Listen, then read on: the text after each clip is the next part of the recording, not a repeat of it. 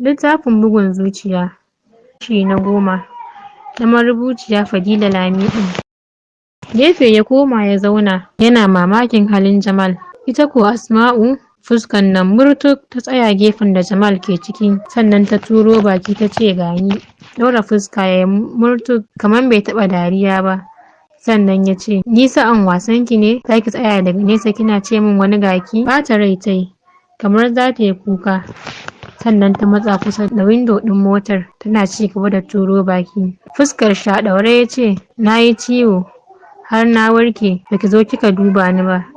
Yanzu gashi zan tafi, ki zo mu yi sallama ba ko? Rasa inda maganar shi ta nufa ta yi, don haka ta mai shiru tana wasa da hannunta. A jikinta ta ji kallonta yake, cikin sauri ta ɗago ta kalle shi. Sauri ya ɗauke idon shi sannan ya ce, Husna ba za ki min magana ba? Bata ce ƙala ba. Wani lokaci na tafiya sa Jamal ya ce shikenan, ni zan tafi, ki kula da kanki, kuma ki rage son wasa kin ji ko? Kai kawai ta ɗaga mai, hannu ya sa a cikin aljihun gaban rigar shi, ya ciro kuɗi ya ƙirga 20k ya miƙa mata. Hannu biyu ta sa ta karɓa, don ta ƙosa ta bar wajen. Juyawa ta yi, da nufin tafiya. Ta ji ya ce, Husna, da ce momina kina gaishe ta? Kai ta sake ɗagawa, sannan ta juya da sauri, don ta ƙosa ta daina jin muryar shi. Man na ganin wucewan Asma'u, ya tashi ya koma, a guje ya tashi motar, ya bar gidan. Asma'u ko tana shiga gida, ta miƙa wa maman kuɗin ta ce, gashi nan, ya ce na kawo miki. Tun kafin ta rufe baki, ta ce, ya kike yi? Ai ni ya bani nawa. Mama to ni na baki, ni ba na son komai nashi. Wallahi yadda na tsane shi haka na tsane duk wani abu da ya shafe shi. Kai Asma'u, ni kam al'amarinki yana bani tsoro. Kin fiye naci da mitan tsiya, don Allah ki yi haƙuri ki bar magana. Yanzu ɗauki kuɗinki ki wuce. Ina ce ɗazu kika ce na baki 3k.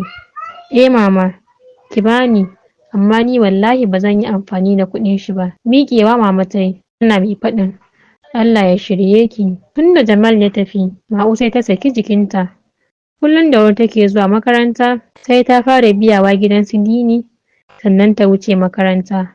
Kuma da an tashi break take komawa, sai kuma ta ji an buga ƙararrawa, sannan ta koma makaranta.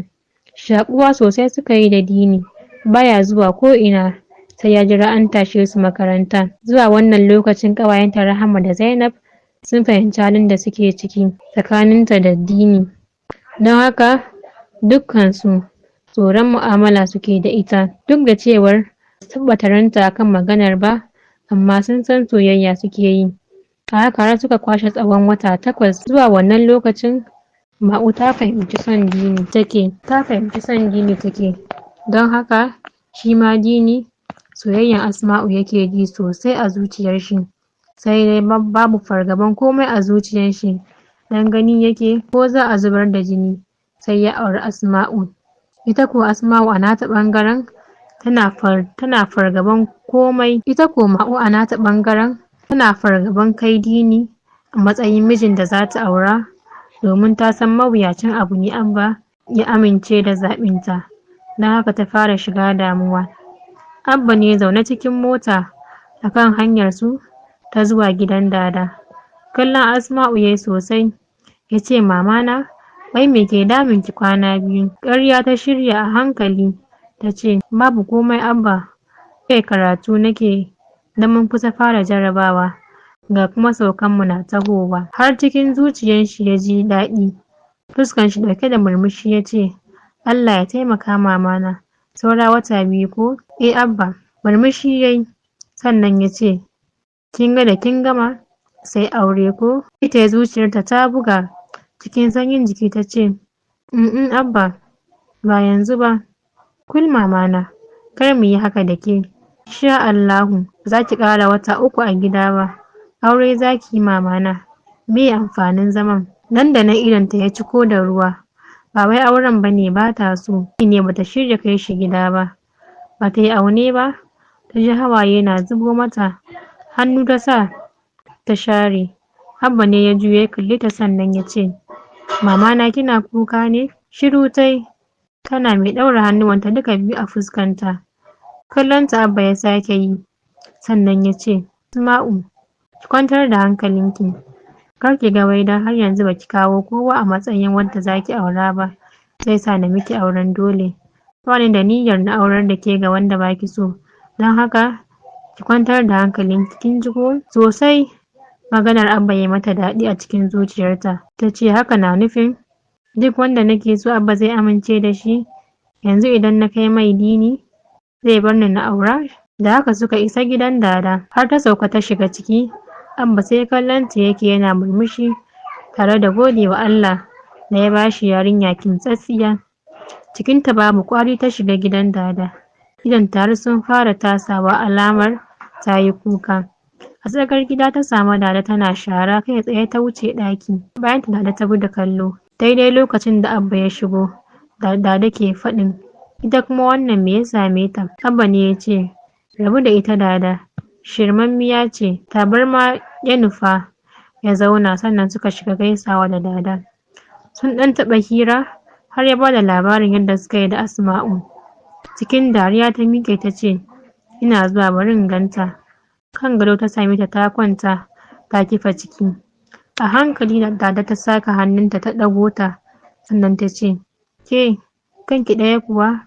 Shiru tai, don haka Dada ta ce, to shi kenan tashi ki gaya min meye matsalan. Tashi tai da sauri ta zauna sannan ta ce, Dada idan na gaya miki zaki taimake ni? Me zai hana takwara? Dada idan na faɗa miki ba za ki faɗa wa Abba ba? Nan da nan Dada jikinta ya hau rawa. Ba komai ta tuna ba sai Firdausi. Maganan da Ma'u ta yi ya sa ta fara tunani ko ita ma ta kwaso abin magana ne? Don haka da san lokacin da ta ce babu mai ji takwara ina jin ki. Hawaye ne ya zuba mata sannan ta ce, Dada don Allah ko abin da zan faɗa bai miki ba ki taimake ni ki rufa min asiri.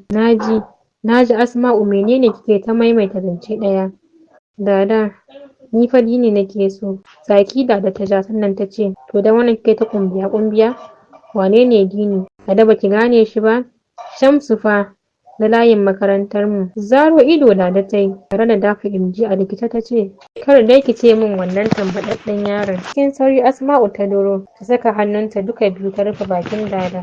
Dada ko banda rawa babu abin da jikinta ke yi. Salati kawai take ƙoƙarin yi amma saboda rawan jiki faɗi take. Ƙalu la haula inna lillahi la ilaha illallahu. Asma'u ƙara ruɗewa ta yi. Ta manta tsoron Dada shi ya hana ta faɗa mata. Tsugunnawa ta yi ta riƙe hannun Dada ta ce, don Allah ki shiru haka ya isa. Ina rawa kawai jikin Dada ya kaf irin ta na ƙiƙƙiftawa. Cikin matsanancin kuka ta ce, Dada in na gaya miki damuwata shine zaki rikice? Dada idan ban gaya miki ba wa zan gaya wa? Fa kika ce duk abin da ya dame ni na faɗa miki. A rikice Dada ta bige hannun Asma'u tana mai faɗin, ke dallacin rabu da ni neman tsari nake. To Dada ai ba daidai kike yi ba. Ki bari kar ki zo ki sabo. Kallonta Dada ta yi sannan ta saki salati ta fara da faɗin summa sabila yassara. Ƙara danna bakin Dada Asma'u ta yi cikin ruɗu ta ce, Dada don Allah ki yi haƙuri kar Abba ya ji. Ina Dada bata san tana yi ba. Ci gaba ta yi da addu'a ai ba tare da ta san me take faɗi ba. Ita ma Asma'u ruɗewa ta yi tare da girgiza Dada. Da ƙyar ta samu Dada ta dawo cikin hayyacinta. Dada sai kallon Asma'u take tana share zufa. Can Dada ta ɗaga ta kwasa mata mari. Dafe kuncin ta rintsa ido. Miƙewa Dada ta yi sannan ta ce, yadda aka yi kina da wani ciwo a cikin kanki. Idan ma kina mafarki ne to maza ki farka dan ba zai taɓa tabbata ba. Cikin kuka Asma'u ta kalli ƙofa sannan ta ce, Dada to ki yi shiru kar Abba ya ji. Tallacin rufe min baki fitsararriya tur da halinki. Sai zai so ya haɗa zuri'a da irin jaraba in banda ke shashasha. Haka ta yi ta masifa. Ma'uko kuka take ta yi tare da dana sanin faɗin wa Dada. Dada ko rufe ido ta yi ta masifa. Sai ƙarshe ta ƙara fasa kuka.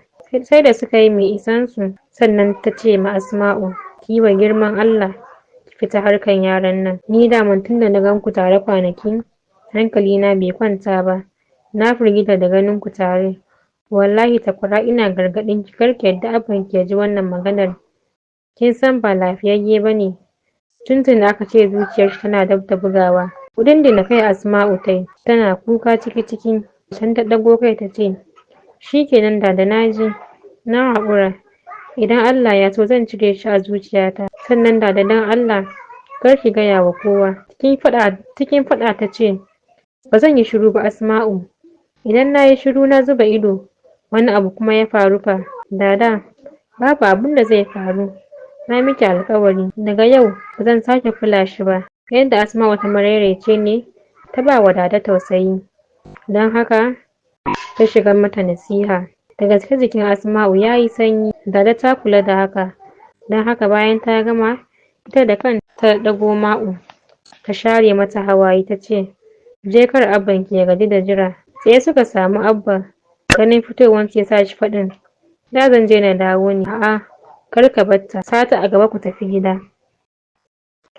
Sallama yayi ya fice, Ma'u na bin shi a baya har suka isa gida.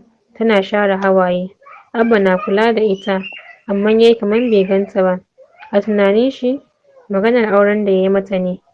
Ranar Ma'u bata rintsa ba, tunanin rabuwa da Dini da za ta yi kawai take, amma duk inda ta juya sai ta ga ba za ta iya rabuwa da shi ba. Washe gari ma babu makaranta, wuni ta da tunanin Dini a cikin zuciyarta. Ta yanke shawarar gaya wa Dini ya nemo musu mafita. Washe gari ta kama Asabar, don haka 7:30 ta yi sallama ta wuce makaranta. Tun daga nesa take kallon gurin zaman Dini. Abun mamaki yau babu shi a wurin. Mamaki abin ya bata, don kullum gurin take samun shi. Ko da ta kai kofar gidan ta tsaya ta kalla sosai, sannan ta shiga cikin gida. Ummi ta gani zaune ita da wata mata sai kuka take. Matan na lallashinta. A ruɗe ta ce, Ummi lafiya? Ummi tana kuka ta ce, Asma'u an kama Auta, sun tafi da shi. An kama Dini? Ummi waye ya kama shi kuma me yayi? Share hawaye Ummi ta sannan ta ce, Asma'u ban san me yayi musu ba. Muna cikin bacci muka ji sojoji cike da gida. Kafin in fito ma sun sa Dini a mota. Sunsu suna kai mai duka.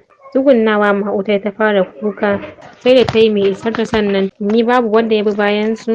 Sojoji ne fa Asma'u, san ba hankali suka cika ba, kuma da alama ba daga nan garin suke ba. Zama ta yi dirshin ta yi ta kuka. Ranar ba ta iya zuwa makaranta ba.